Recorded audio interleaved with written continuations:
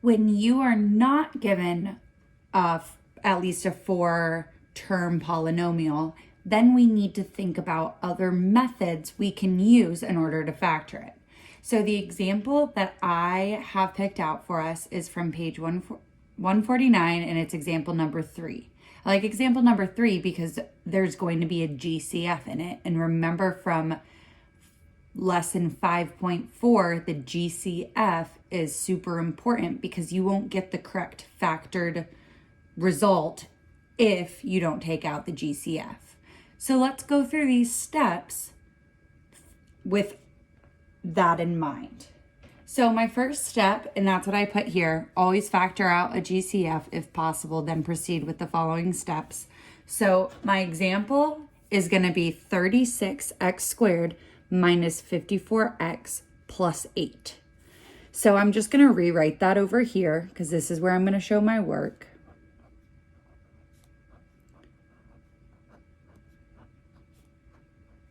And I know that all of these terms can be divided by 2. We can't go any further than that. So I'm just going to take a 2 out. What's left for my first term is 18x squared. This second term is negative 27x. And then my constant becomes 4. So now this is the new expression we're working with. We're only going to circle back around to this 2 at the very end because we'll just stick it in front of our results. So we have done step number 1. I'm going to rewrite this right here so we can remember that we're just forgetting about that 2 for right now. My second step is going to be to draw a 2x2 square. This square is always going to look like this. So what I'm going to do, I'm going to make it a little bit large. So I'm going to draw a square,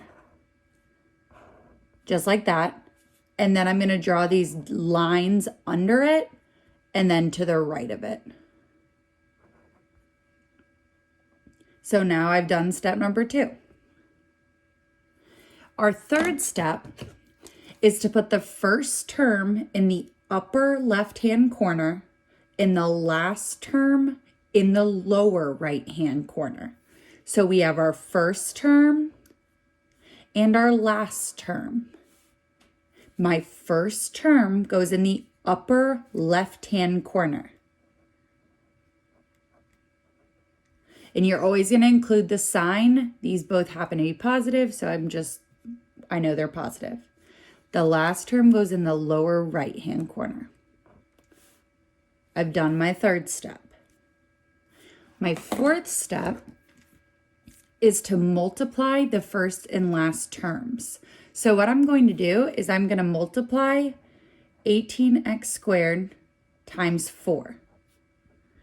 And 18x squared times 4 is 72x squared. I've done step number 4.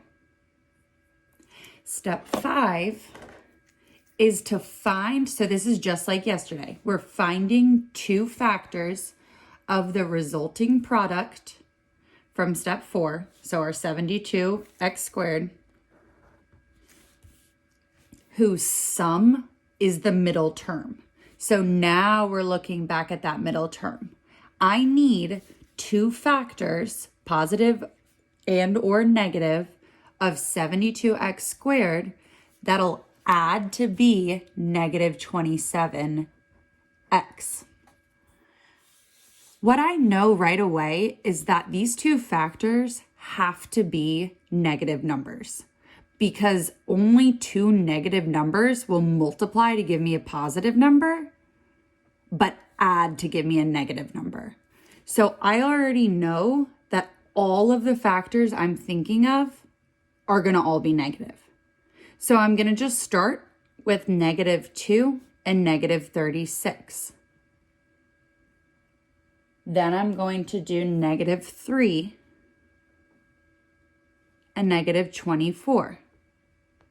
I just like to go in order. I guess I should have started with negative 1 and negative 72. And then negative 4, negative 18. And I could keep going. But what I've already noticed, and these need to have an X after each of them because we need to remember that they need to be multiplied to be 72x squared, not just 72. So both sides will just have one of the variable. What I'm going to notice is that negative 3x and negative 24x add to be negative 27x, which was the goal of step number 5.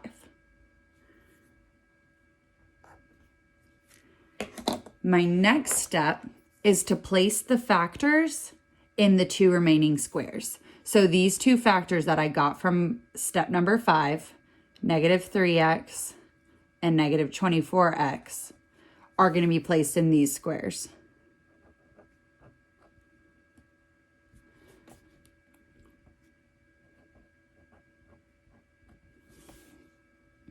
And it doesn't matter if you reverse them, the resulting answer will still be the same.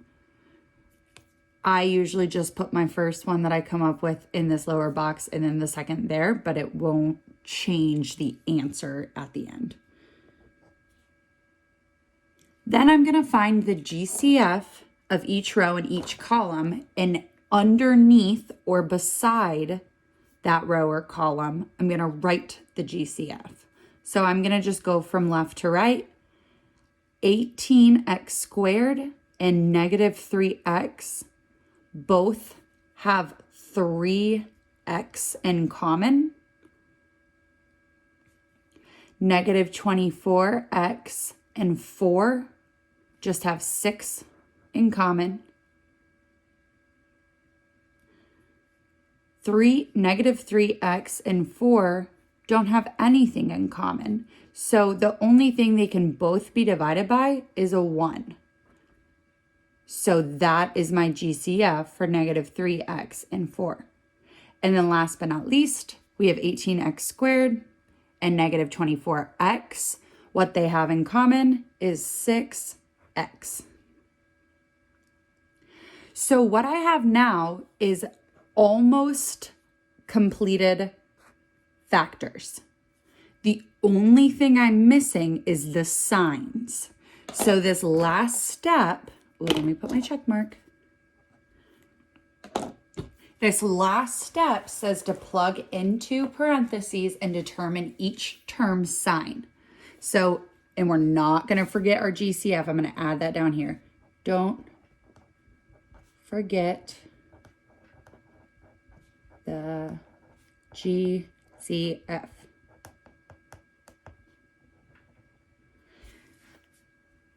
So my GCF is 2. So I already know that's there. I have my 2 sets of parentheses.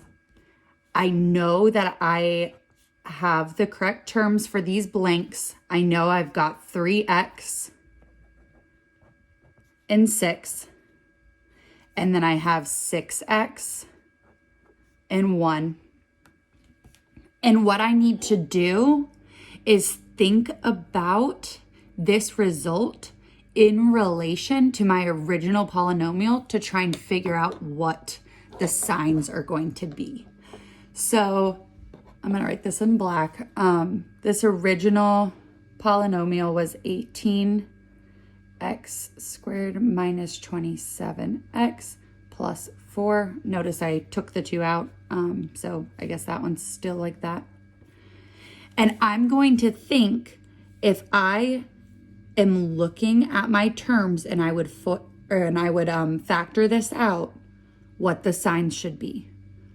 So 18x squared means that these both need to be negative or they both need to be positive. These two need to multiply.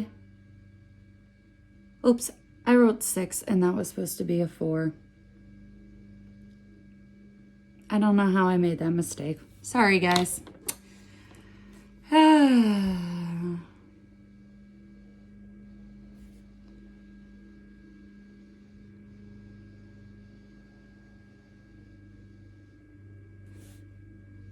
It's always good to go back and check your work because when you're talking, you can make a little mistake like that, which will mess you up. Sorry about that. So the GCF of negative 24x and 4 is clearly 4, not 6. I was thinking of 24 divided by 4. So this is going to be a 4. And this is going to be a 4.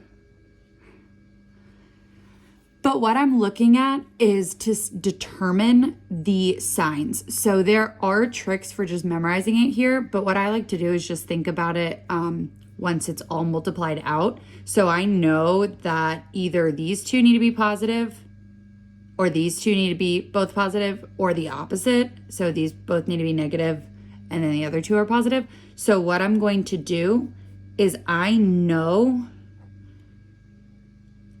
that this is going to be a -4 and this is going to be a -1. So then I can actually just double check myself by distributing. So I know 3x times 6x is 18x squared. I know that 3x times -1 is -3x, which is exactly what I need because I know that one of these terms is my -3x. I know that -4 times times positive 6x is -24x, which is my other term, which is perfect. And then this -1 times -1 times -4, which gives me +4. And then I would combine the like terms and I would be right. So that's just kind of the trickiest part where you're kind of, guessing, checking to make sure your signs are all correct. But that will get easier with more practice. It's kind of hard to verbalize, but hopefully this didn't stump you too much. My apologies for misspeaking, but I will write a little blurb in the final edits.